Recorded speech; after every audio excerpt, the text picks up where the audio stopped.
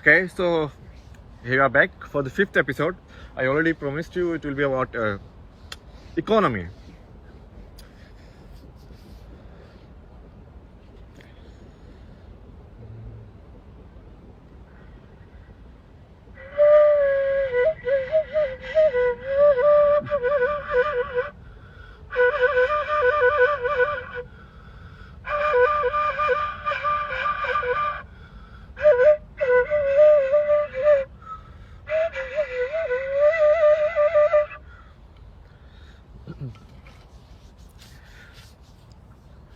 I will tell you like one another trick also to understand these concepts better. Always try to look it in different languages, because a lot of different languages they approach the concept from a different side, and that helps you trying to understand it better. So like economy is called Arth Vyavastha in Hindi or in Sanskrit. Arth Vyavastha. Now what is Arth? Arth, if you translate literally, it will be meaning, right? Or Arth, the other way to translate Arth will be money. So in Hindi and Sanskrit, the words can have multiple meanings.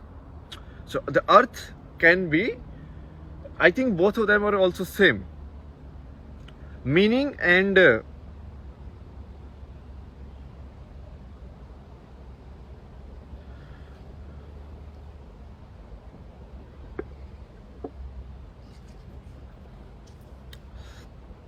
as I was saying, right, both of them are very like similar in nature, meaning and money.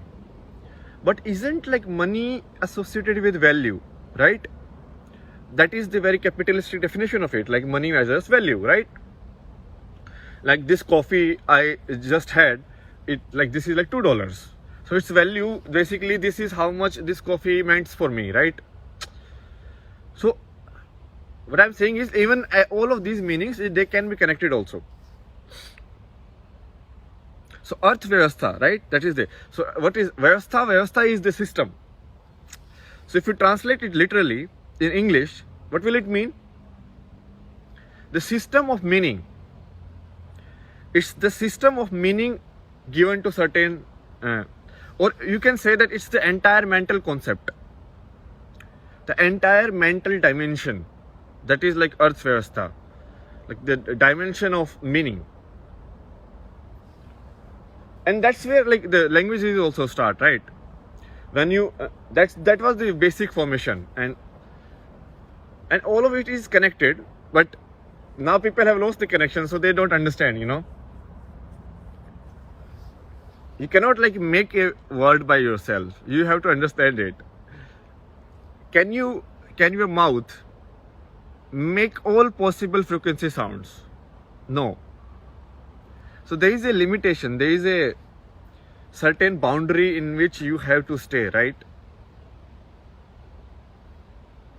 And those boundaries, if you understand, and the language based on those boundaries will be the most scientific language, in which you know, it's the most intuitive way. Just hearing the sound can deliver certain meaning to me. That will be actual use of sound and not the mental concept of like repetition and memory.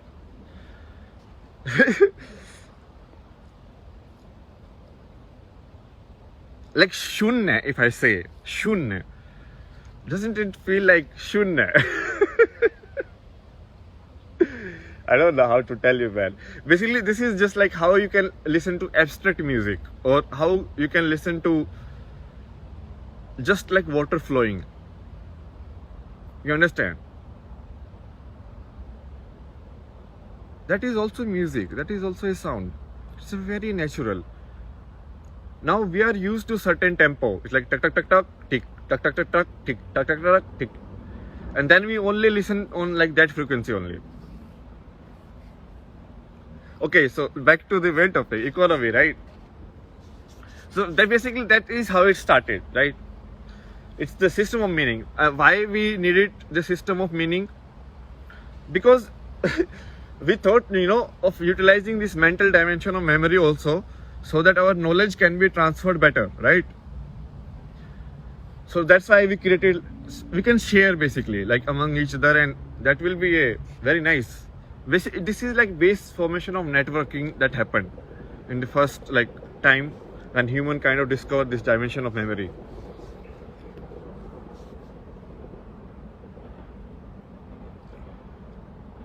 And then slowly that meaning was also used for a common denomination for exchange, right? Like there was a lot of exchange happening, but exchange was not the only thing this meaning was concerned about. This meaning was about the entire life.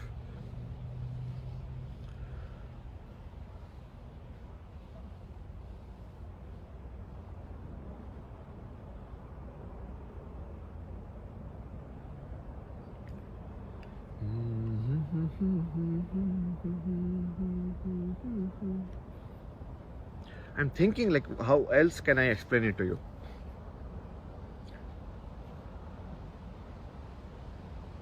Actually, let's go more towards the I will show you some loopholes in the current system, I think, which might help you understand, like some trigger some thought also. So let's say, so now this exchange of money, right? So money is the common denomination we selected for the exchange, right? This will be the common denomination and everyone will like use this, right? And that value we assigned arbitrary, like according to like how we thought at that time, like the apple will be this valuable, the banana will be this much valuable, right? Based on how much our body was required, how easily it was available, a lot of factors, right? But then now what is happening is that just like a piece or common denomination of exchange has somehow become the measurement of your life value. You know, it's like this country is this much GDP, then this country must be superior. Like how? Like what is the logic? What is the logic behind it? Like how are you like defining superiority? Just like, but there's this like, okay, how much I collect this? That is a arbitrary decided game, right? And then if you look at economy, like the concept, right, how GDP is measured. So GDP is like how much goods and services are exchanged. Okay. So what if I start exchanging goods and services arbitrary? Okay. In India, everybody starts giving $1,000 to like one person. And then in some services name. Okay. So I render this service, but the service is not rendered. Who cares? We just need to increase the GDP, no? The GDP will like go for 100 trillion somewhere. So basically, if you increase the speed of the exchange, right?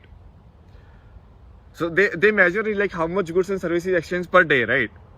So if you increase the speed of the exchange, even in terms of false services, so just name it something. That is how crypto is. You just name something. Okay, this is the currency. Done.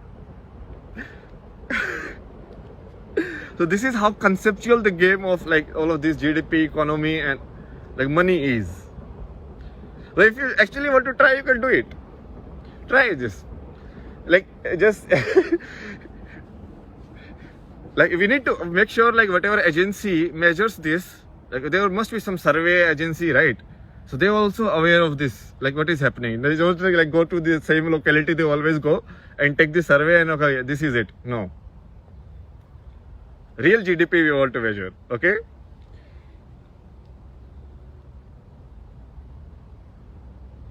Okay, so that was about economy. I'll see you next in the 6th episode. I have the issue ready. I will tell you in the next one, okay? See you. Bye-bye.